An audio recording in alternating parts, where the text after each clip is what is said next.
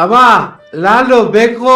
ತುಂಬಾ ಜನ ಏನ್ ಅನ್ಕೊಂಡಿದ್ದಾರೆ ಅಂದ್ರೆ, ಇವಾಗ ಒಂದ್ ಗಾದೆ ಇದೆ ಗೊತ್ತಾ, ಬೆಕ್ಕು ಹಾಲ್ ಮುಚ್ಕೊಂಡು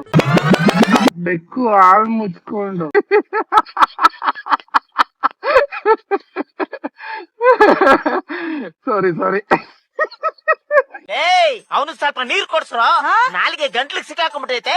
ಅಯ್ಯೋ ದೇವ್ರೇ, ಆದ್ರೂ ಅದೇನೋ ಗೊತ್ತಿಲ್ಲ ಗುರು, ಗಾದೆಗಳನ್ನೆಲ್ಲ ಹೇಳುವಾಗ ಉಲ್ಟಾ ಆಗುತ್ತೆ ಈ ತರ. ಅದ್ ಯಾಕೋ ಗೊತ್ತಿಲ್ಲ. ಇವಾಗ ಮಾತು ಬೆಳ್ಳಿ ಮೌನ ಬಂಗಾರ ಆತರ ಗಾದೆಗಳನ್ನೆಲ್ಲ ಮಾತು ಬಂಗಾರ ಮೌನ ಬೆಳ್ಳಿ ಅಥವಾ ಮೌನ ಬೆಳ್ಳಿ ಮಾತು ಬಂಗಾರ ಅನ್ನೋ ತರ ಉಲ್ಟಾ ಆಗುತ್ತೆ. ಸೊ ಇದ್ ನೋಡಿ ಇದು ನಂಗೆ ಅಯ್ಯೋ ದೇವ್ರೆ.